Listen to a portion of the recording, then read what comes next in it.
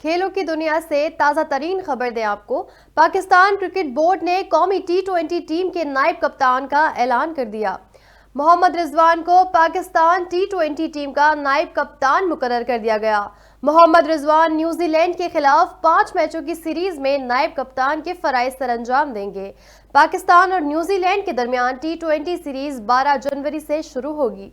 Australia में test series खेलने वाले पाकिस्तानी खिलाड़ी न्यूजीलैंड पहुंच गए हैं। इससे कबल शादाब खान कौमी टी20 टीम के नायब कप्तान थे। बाबर आजम की जानिब से कप्तानी से दस्तबरदारी के बाद पाकिस्तान क्रिकेट बोर्ड ने शाहीन शाह अफरीदी को कौमी टी20 टीम का कप्तान मुकर्रर किया था।